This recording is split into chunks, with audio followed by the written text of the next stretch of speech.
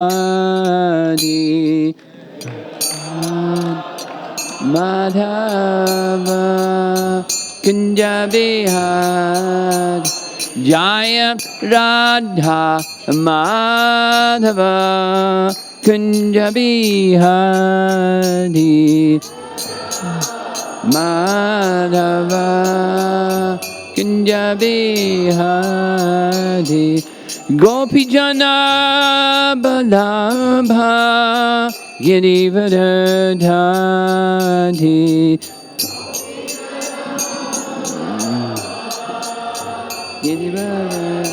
Girivardhari Gopi Jana Balabha Girivardhari Gopi Jana Balabha Girivardhari Jasodanandana Brajajanaranjana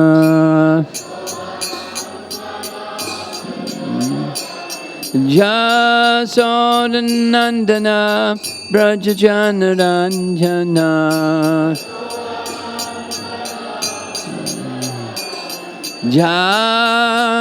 Jamunatira Vanachadi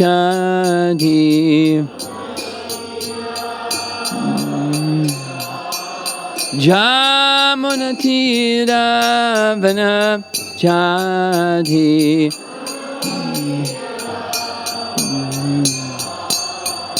Jaya Radha Madhava Kunja Bihari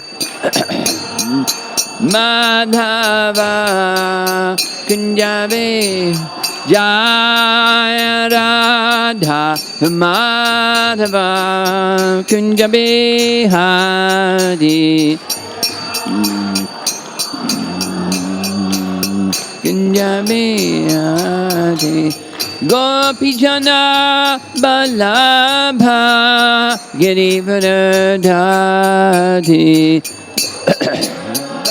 Balabha Girivardhari Gopi Jana Balabha Girivardhari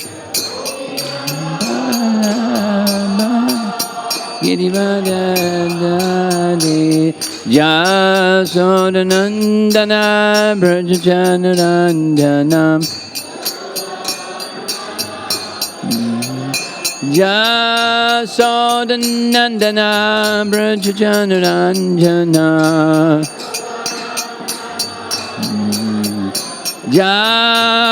Jamunatira Vanachadi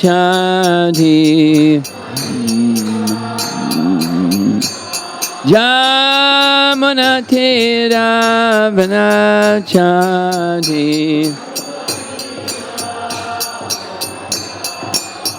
Jaya Radha Madhava Kunja Bihari Madhava Kunja Bihari Jaya Radha Madhava Kunja Bihari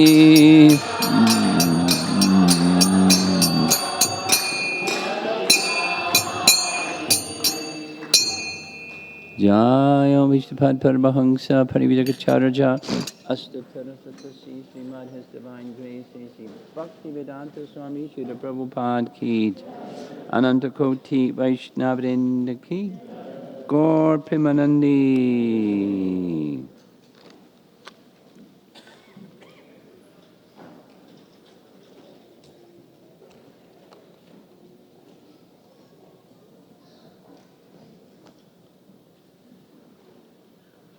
It's such a nice day. Maybe people are off in the park or something. Thank you all for coming this evening, and that's our topic for the evening. It's a nice topic.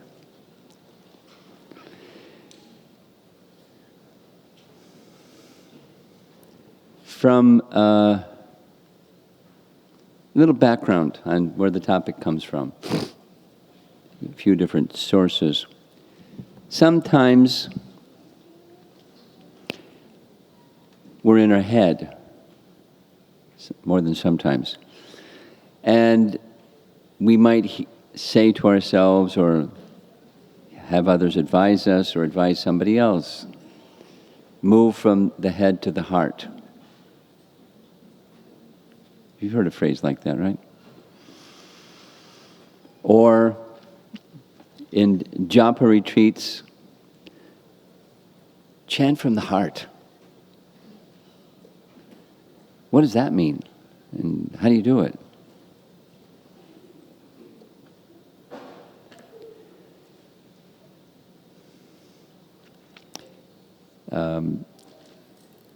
Some of you may have attended Satchidananda Swami's japa workshops, or the living name, he calls it. The alignment, those of you familiar, the body, the mind, and the heart. Alignment of body, mind, and heart. To enter into the chamber of the living holy name, the pure holy name. So what's the difference between the head and the heart? That's a question. How do you align your heart with the holy name? It's a good question, it's an important question. And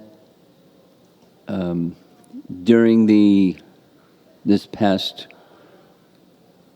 Memorial Day weekend, when many devotees, whatever the number, a couple thousand devotees, went to Boone, North Carolina to take part in Sadhu Sangha, some others of us were in Gitanagri taking part in a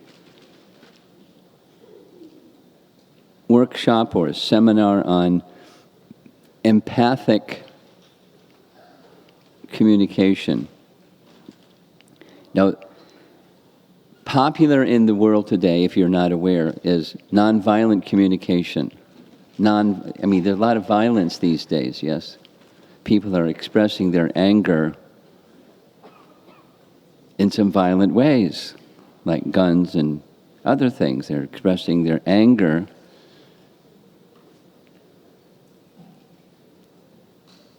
And in Bhagavad Gita, chapter 17, text 15, Krishna speaks about austerity of speech. Familiar with that verse? Austerity of speech? It's a good one to practice, by the way. Where you speak the truth pleasingly. Now, it's one thing to speak the truth, and it's another thing. It can be a challenge to speak the truth pleasingly. It's Kali Yuga. There are lots of unpleasing, displeasing things, and how do you speak the truth pleasingly? That's austerity of speech. So, nonviolent communication is chapter 17, text 15, Bhagavad Gita.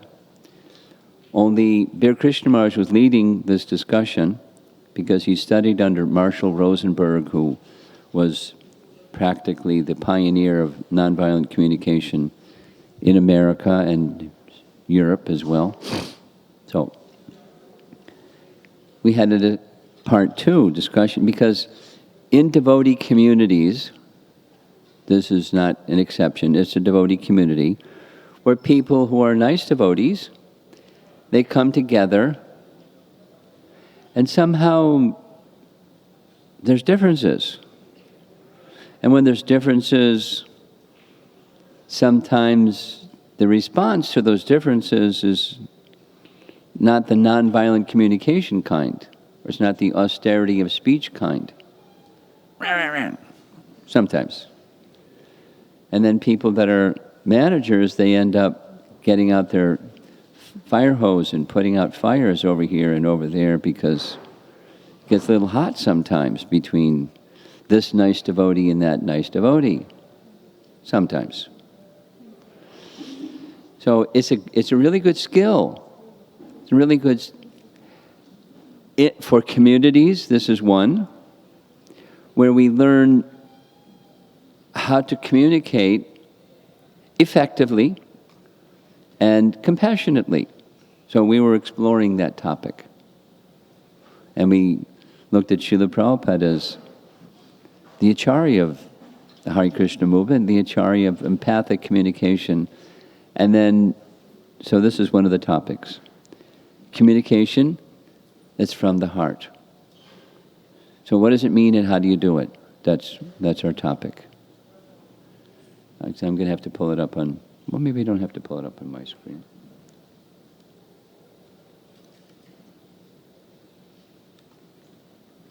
There we go. So this is exploring what does it mean. That sometimes our heart looks like that. Murky, closed off, inaccessible, kind of thorny and hard, and sometimes. And sometimes the heart is vibrant and receptive and feeling secure. Sometimes and sometimes not. Both directions. So we live in a world of duality, and there's constant change in this world. There's many demands on our lives, step by step. So how can we become always compassionately soft and giving? It's not just what other people should do. It's, let's start inside, what we should do. Be the example of what we want the world to be, right? That's Mahatma Gandhi's phrase. So be the example of what you want the world to be.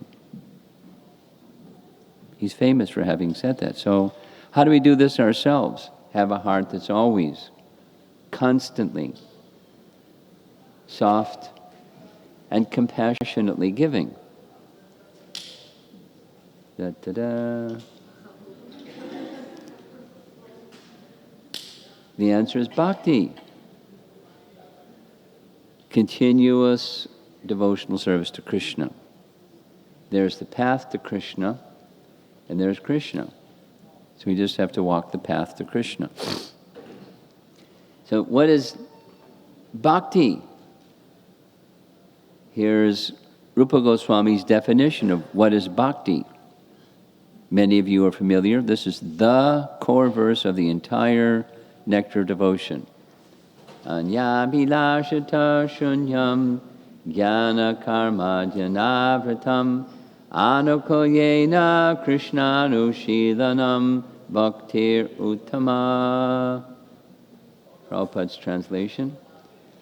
The highest bhakti is defined as continuous service or emotions directed towards Krishna, his expansion forms, or others related to him, underlined, with a pleasing attitude toward Krishna. It should be devoid of desires other than the desire to please the Lord, and unobstructed by impersonal gyan, the materialistic rituals of karma, and other unfavorable acts. So this looks like a really special audience tonight. I'm going to give you, we're going to get out our magnifying lens and go a little more deeply into this. You ready? Jiva Goswami, this is a verse by Rupa Goswami, and the nephew, or the next in the line of disciplic succession from Rupa Goswami, who was a follower of Lord Chaitanya, was Jiva Goswami. Jiva Goswami wrote a commentary on this verse. Naturally, he wrote the commentary on the whole Bhakti Rasamrita Sindhu. And he explains, to understand this verse, you require understanding the dhatu. Those of you from a little bit of knowledge of Sanskrit, at least as much as I know, dhatu is the verbal root. Kind of like mula, muli, you know that from India. So dhatu. So the verbal root of this is, the anushilana is the operative term, and shil is the dhatu. And to understand the meaning, you go to the dhatu. So Jiva Goswami says, dhatu has two parts, that which is moving and that which is not moving. I'm sure there's some Sanskrit rule about verbal roots that I don't know. But so he says the moving portion has the body, certainly the body is moving, the mind, certainly the mind is moving, and the mood, or the feelings within the mind, that's also moving. That's the moving part. So shil, because I'm used to hearing Srila Prabhupada say shil or shilana means conduct. Yes? What you do. Like, Vaishnav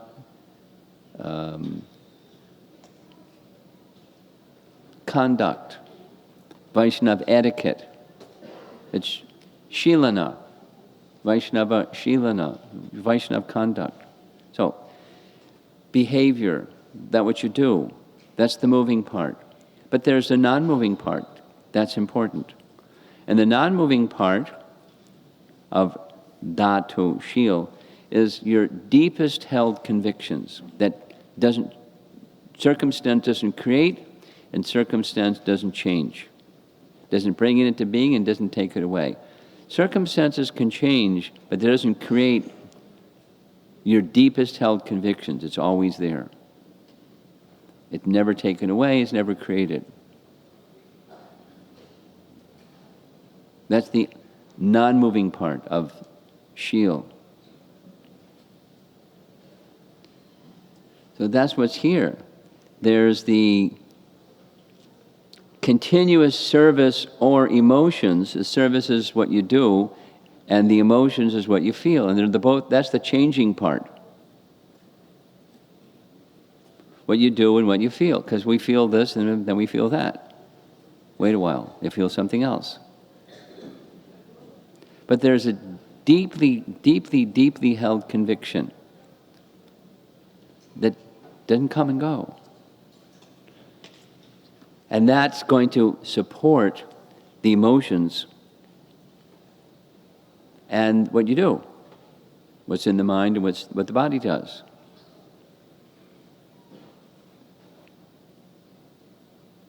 I'm pausing purposely to let it because I'm going to go on to something else that says the same thing, but it just has different language. This is an education on what is bhakti. We're all practicing bhakti yoga, Krishna consciousness. Some of you, I'm sure, are familiar with the last verse of chapter 6 Bhagavad Gita. Yoginam api sarvesham madgatenantaratmanam shradhavan bhajate yomam sameyukta tamo mataha. Krishna says to Arjuna, "Oh Arjuna, whatever you do, be a yogi, and of all the different systems of yoga, one is the uttama. It's the topmost form of yoga. Do that one." And what is that one? What's the topmost form of yoga? It's bhakti, and it has two parts. It's what the mind does and what the body does. Madgatenantaratmana, that's what the mind does. Goes to Krishna. Shradhavan bhajate yomam. With shradhavan, with faith, bhajate. Bhaj is the dhatu, or the root of bhakti. And it's Prabhupada's explanation, it's the senses, that's a moving part, engaged in the service of the master of the senses. It's right in this verse. Krishna Anushilanam. Krishna is the object. And it's the moving parts connect with Krishna, the master of the senses. Just the language is different, but the essence, The moving parts, this highest bhakti, is defined as continuous service or emotions directed towards Krishna, his expansions or others related to him, with a pleasing attitude towards Krishna. So the moving part of, for example, Jiva Goswami explains, the moving part of Kamsa, the mind, was fixed on Krishna. But it wasn't with a pleasing attitude towards Krishna. It was the opposite. I want to kill Krishna. Out of fear, I want to kill Krishna. Shishupal was scorned. I want to kill Krishna. So there's not pleasing ways of always remembering Krishna. So bhakti is this pleasing Krishna part. The moving parts go in this mood of pleasing Krishna. So now let's say, it's another, I like visuals. So what is the heart of bhakti? Because bhakti is at the heart of a life of devotion, and what's at the heart of bhakti? So here's Rupa Goswami's verse, Anya Avilas. Avilas means desire, and Anya means other desire. Anya Avilas. Shunya, zip. Nada in Spanish.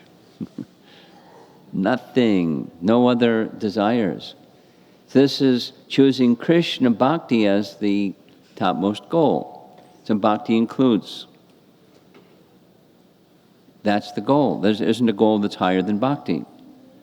And jnana karmadhya navratam. That's where the process. Now we have identified a goal and a process to reach the goal.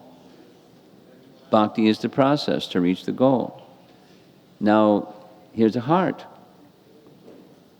And there are, amongst the processes of bhakti, there's 9 of them. Anushilanam. And then there's a heart within that heart. Krishna is the object. But there's one more. And there's a heart within the heart within the heart. And that is pleasing Krishna. Pleasing Krishna is at the heart of bhakti. And the moving parts are aligned to that. And the processes of bhakti, the goal of bhakti, that's all pleasing Krishna. That's everything. That's everything. Pleasing Krishna is everything.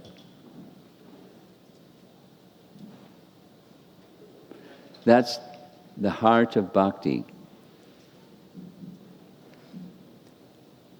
Chaitanya Mahaprabhu said something quite similar that's also very important. Nitya Siddha Krishna Prema Sadhya Kabunoi Shravanadi Shuddha Chitte Karaye Udoi. So this Nitya Siddha means eternally perfect.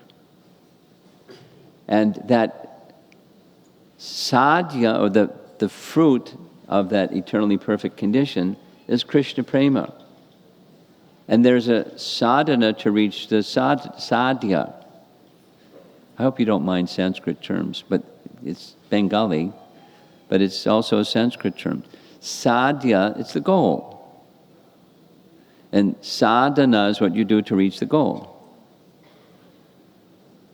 So, Shravanadi, beginning with Shravana, Shuddha, Chitte, makes the consciousness Shuddha, pure.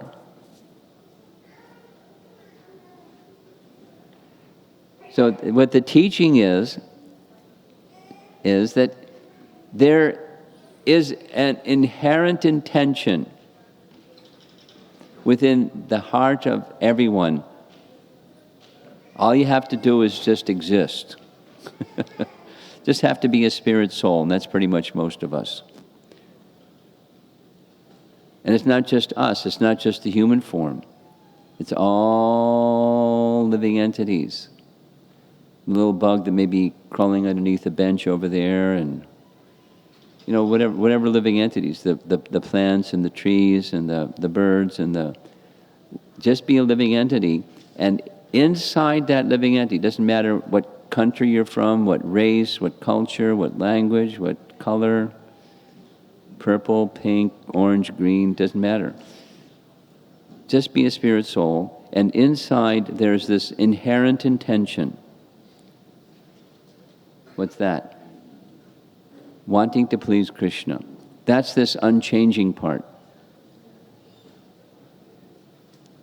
And what shape does it take? It takes the shape of acting with the moving parts to please Krishna. Rishikena Rishikesha Sevanam.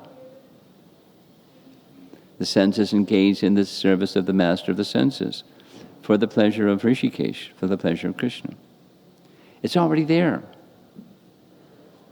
We don't need to buy new software and install it in our heart. It's already there. It's the hardware software all in one package. It's already there.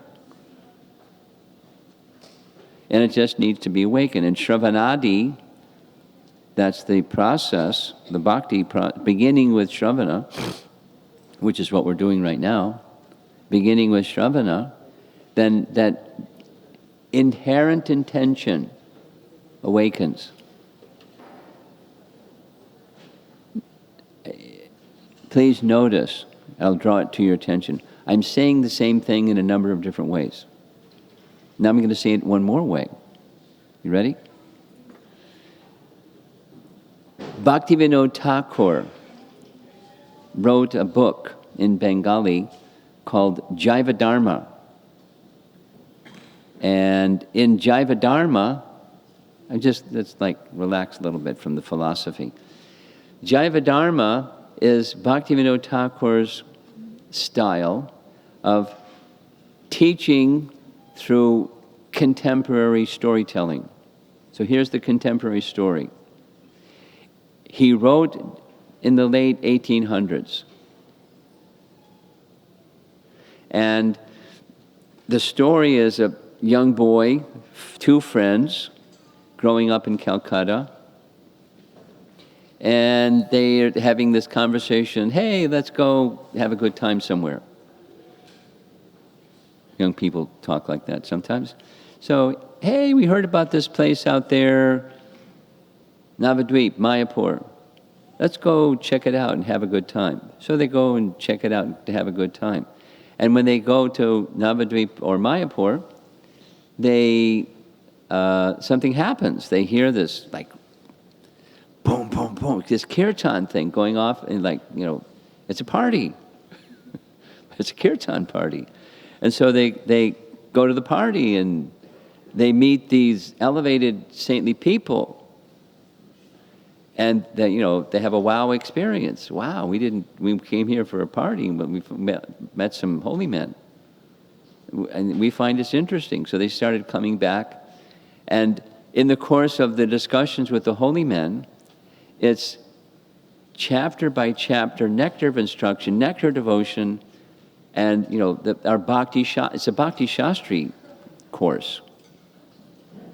But it's all in the context of their lives. So here's a little one. In the context of the lives, mom and dad, these two young men, mom and dad are getting worried. They're getting too interested in the holy men. They want to hurry up and get them married before they run off and take sannyas. Heard that one before? So they go to the holy men and say, we're not decided. What should we do? Should we stay here with all the holy men out here, or should we get married and work in Calcutta?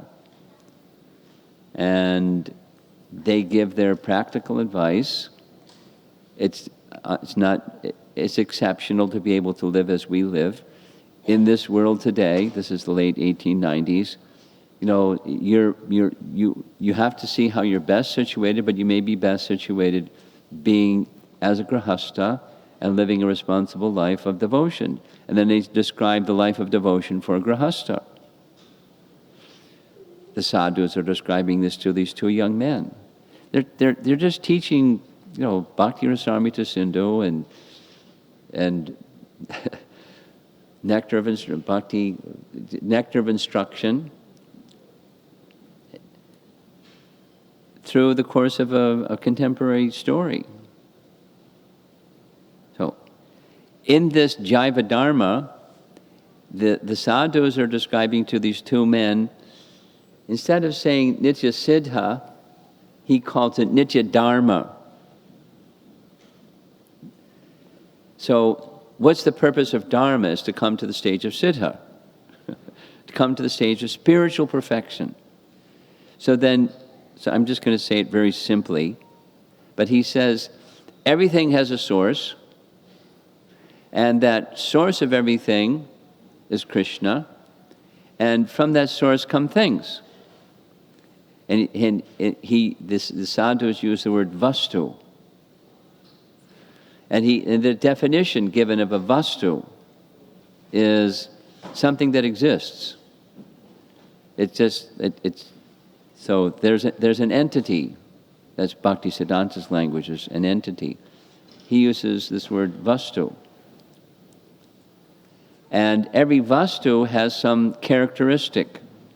We're used to hearing Prabhupada say, the characteristic of fire is heat and light. Wherever there's this characteristic, wherever there's heat, or there's light, behind it there's fire. Or wherever there's fire, there's heat and light. They're inseparable. Another, wherever there is sugar, there's sweetness. Wherever there's sweetness, there's sugar. Because it's a characteristic of sugar. It's sweet. So now the living entity, that's another vastu. So what's the characteristic, the Nitya Dharma of the living entity? Sanatana Dharma is another term, but Nitya Dharma is what Bhaktivinoda Thakur uses. And that Nitya Dharma of the living entity is this inherent intention to please Krishna. It's within every living entity. So how do you get that Nitya Dharma to the Nitya Siddha stage? Shravanadi. He's explaining Lord Chaitanya's teachings through the sadhu teaching these young men about vastu, about stuff.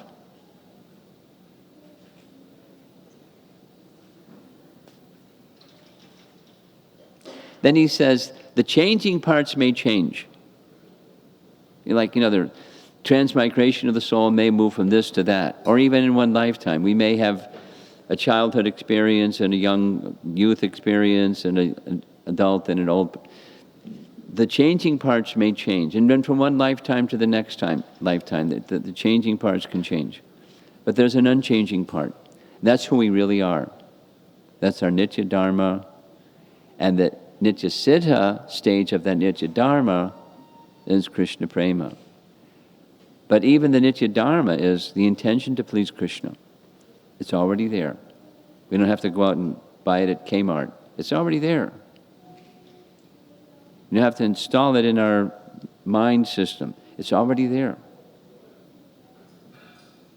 There's no, Prabhupada's word, the chanting of Hare Krishna is not an artificial imposition upon the mind. It's not a software that you install in your mind. It's already there. It's something in the heart. What's that? One more time.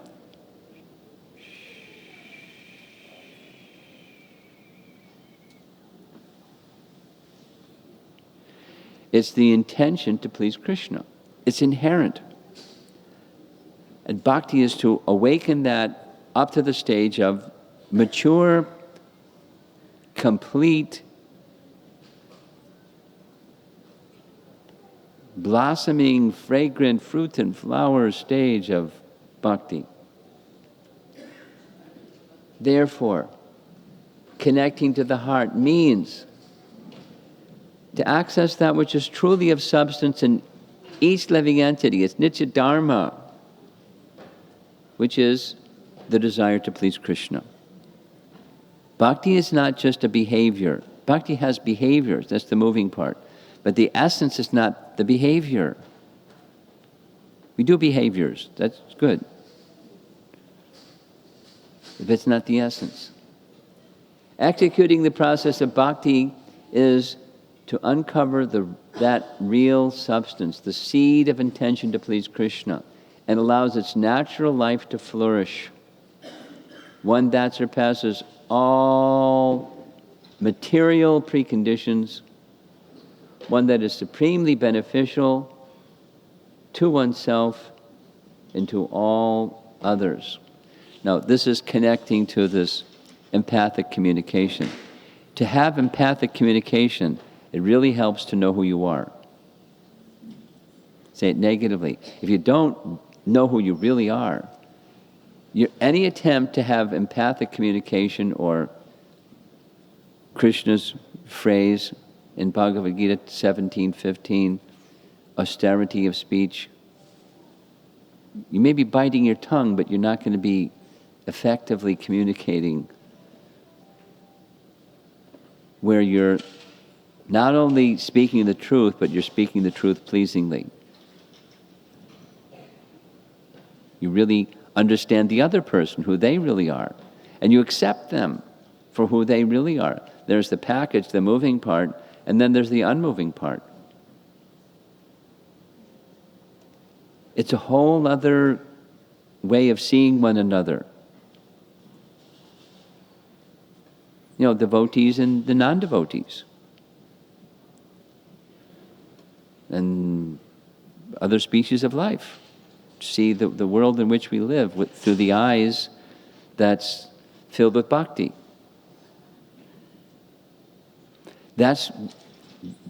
We're being encouraged by the Hare Krishna movement and by the teachings of Srimad Bhagavatam and Lord Chaitanya, Rupa Goswami, etc., to come to that stage. We're not there yet, but that's what we're being encouraged to reach. And then we'll be the kind, when we are that, as a community or as an individual, then it's far more inviting for the Hare Krishna movement to have a Hare Krishna explosion.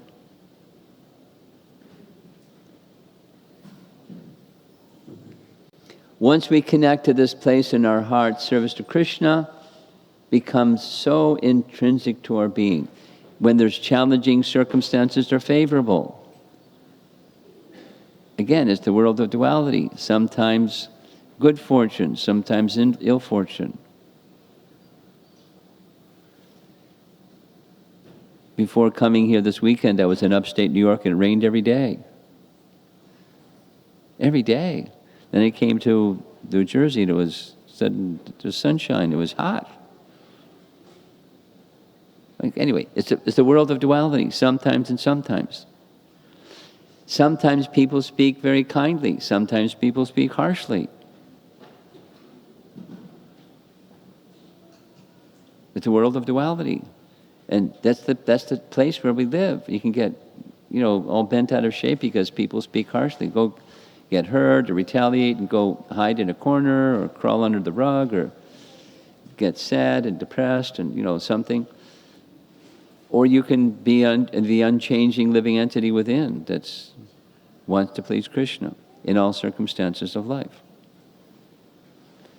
Just as a downpour of rain brings life to the awaiting earth, our practice of bhakti becomes enlivened when we're in that space. As bhakti becomes enlivened, the inherent compassion within the heart becomes accessible. When communication is rooted in this compassion, it is truly empathic. Empathy or compassion have three parts. There is a head part, it's cognitive. So you understand, or at least wish to understand something about the other person. Next, there's an affective element. You feel something connected to what you understand about that person. And then there's a motivational. You want to do something that's connected to that which you feel about that other person. There's different parts to it. When you're connected to the heart, then this compassion, the Vaishnava compassion, flows absolutely naturally. And so your communication is correspondingly like that. We're not there yet, but we need to know how to get there. Tells us how to get there. Here's almost the end. This is taken directly from Bhaktivinoda Thakur's writing Chaitanya Shikshamrita. He's explaining the teachings of Lord Chaitanya. Shikshamrita. In the conditioned state, this compassion is extremely stunted. It starts with affection for the individual body, then widens to include attachment to one's household, then to Varna, then to countrymen, expanding it may grow to include the human beings of the whole world. However, compassion becomes complete when directed towards all living entities. Patriotism is becoming very popular in the world. Patriotism. What's it called? Populism? Whatever it's called.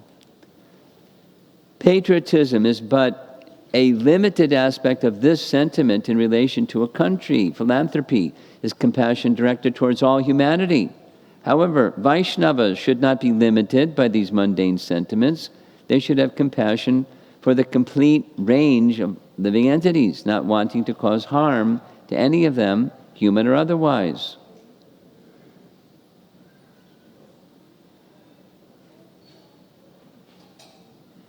And examples we have. This is Raghunath Das. He's so absorbed in chanting his japa by the side of Radha Kund, he doesn't even notice. Here comes a tiger to get some water from Radha Kund, and he's just chanting and chanting and chanting with absorption. And Queen Kunti, she is connecting to that heart space with great affection for Krishna, that my mind, simply like the Ganges flows to the sea, let my mind just flow to you and nowhere else. Prahlad Maharaj, stage of perfection in constant remembrance of Krishna, even in the midst of great danger. We're not likely to be in this situation. We may have some, difficult times, but not like Prahlad. So there are role models. It's possible for us to also connect to this heart space. And for us, there's a sadhana, a practice with faith that's required. And as we practice and practice, not just the behavior, but the connect with Krishna, connect with the heart.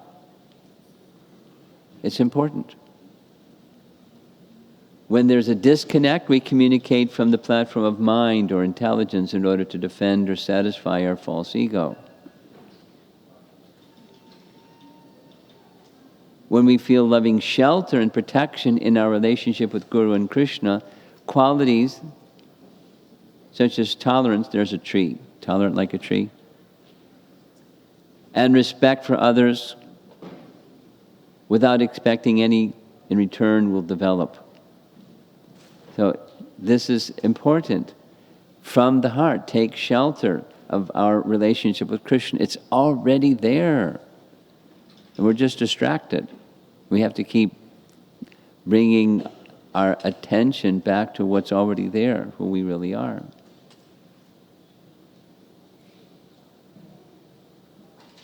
Exhibiting these qualities will touch and transform the hearts of others in amazing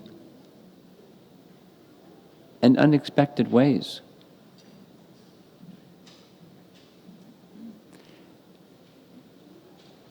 I was anticipating I was going to be speaking on this subject 3 times in the last 24 hours in discussions with individuals, questions about how to touch the hearts of others.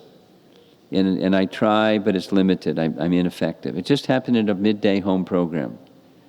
The hostess was saying, in her workplace, she tries, and the workers just laugh at her. So this is the how-to. It's not a mountain that is never been climbed before. It's like, forget it. It's too steep. It's not a mountain. It's something that's already within us. It just has to be awakened. The capacity is already there. Just like riding a bicycle, you may not get it right the first time, but continue, practice. Motor skill, it's there. You can ride a bicycle. That's motor skill. This is something even more inherent. It's the heart. And you know what? Exhibiting these qualities will touch and transform the hearts of others in amazing and unexpected ways. But one of the topics was gun violence. This came up during the Japa retreat. It's out of control. And we're little people. What are we going to do about this thing that's out of control? Well, here's one thing we can do. Exhibiting these qualities will touch and transform the hearts of others in amazing and unexpected ways.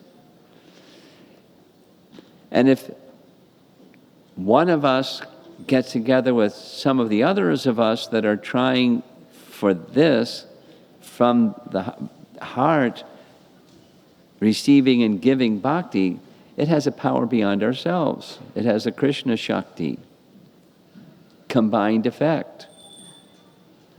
And we don't know how it's going to happen, but it happens. The potency is there for it to happen.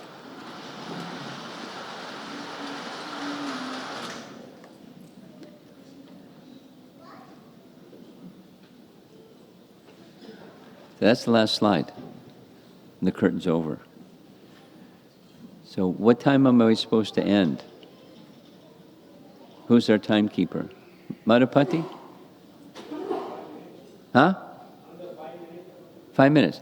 Can you turn the lights on? Let's see if there's somebody that would like to discuss this topic a little bit or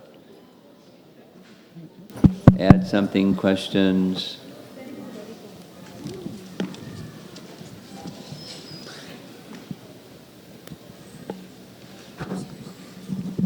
All right, Krishna Maharaj, thank you very much for the presentation. So, something that came to mind during the presentation is sometimes we hear about compassion fatigue, this idea that people who are kind of helpers in what they do, if they're helping others, sometimes they can sort of feel depleted. And their compassion can kind of externally kind of run dry. I wanted to ask you more about where compassion comes from, if it's something that we have within us or if it's flowing through us from Krishna, and how we can avoid compassion fatigue. I have 3 things in response. Compassion fatigue is the result of, there's another terminology, the rescuer consciousness, or in simple language, false ego. Now, wanting to help, that's natural. But if the wanting to help flows through false ego, then it's rescuer consciousness. And we get in the way of, the good intention. That's where the fatigue comes. So, the alternative is, Krishna is the rescuer, and let me be the instrument of Krishna's rescuing, to whatever capacity I have. And then the third is, let me know my limitations. That's part of accepting who I am and accepting the other person for who they are. And I have my limitations as an instrument. Krishna doesn't have his limitations, I have. So what the limited entity over here, that's me, what I need to do, not just draw boundaries of what I will and won't do, but I need to fill myself up with Krishna's compassion, so that I can be a conduit for Krishna's compassion. And if I neglect the filling myself up with Krishna's compassion, I'm going to be depleted.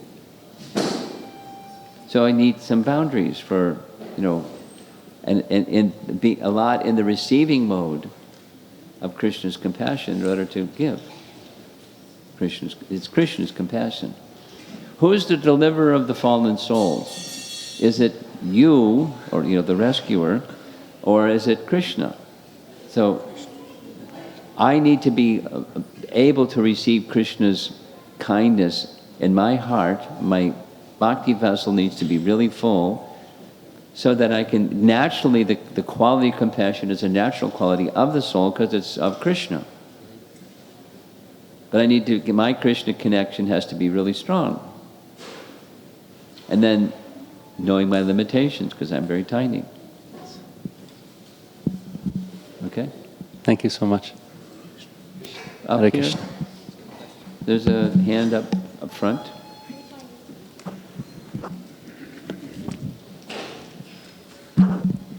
Haribol Maharaj. So I also really see Prahlad Maharaj as a role model as well.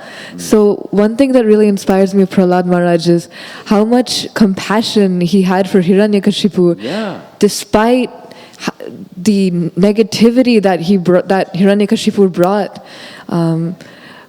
When we're in the association of these negative personalities, how do we still keep that amanina manadena, always giving other people respect without expecting anything in return when they're so mean? When you're full, then it's doable. If you're not full, it's not doable. If you're feeling half full or depleted or, well, I'm a mixed devotee, and so I'm doing for Krishna, but I also have this other part of me that is for me. I call it the two-pocket program. Krishna pocket and me pocket. me, Krishna, Krishna. So we have to get to the one-pocket program. It's Krishna, Krishna, Krishna, Krishna. And then you're feeling, because that's who we are, you're feeling full, and then you don't need anything. Okay. And when you don't, Prahlad says, when you don't need anything, you can have everything. Or nothing. You're equally happy. Yes. Because there's no need. No, but there's the one need is my relationship with Krishna. Now that's the high stage. So your question is, how do you get there? When your connection with Krishna is really strong, this Krishna signal is coming in really strong. I'm feeling connection. We're not there yet, but when we're feeling that, then we don't need. We can continue to be compassionate, even in tough situations. It's remarkable that he did it without the sadhu sangha. Like, I continuously need sadhu sangha in order to express some kind of compassion. There's nothing broken with you. You're smart.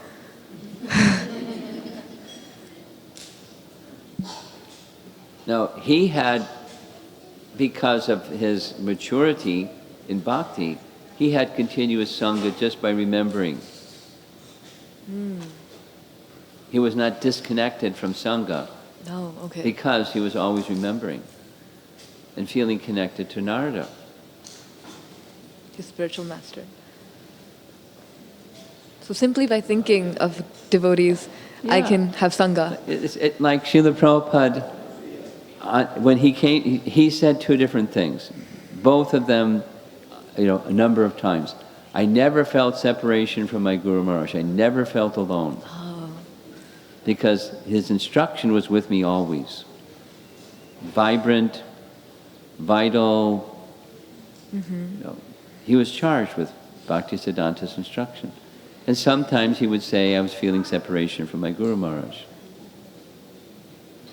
The Vapu, but not the Vani. So that's a life of sannyas. You're under the instruction of the Guru, and you're living a life of connection to Guru. And going here and there, and you're never alone. Thank you.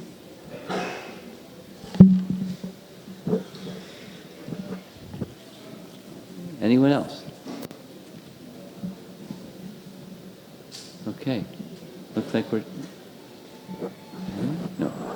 Okay, Madhupati, we're wrapped up.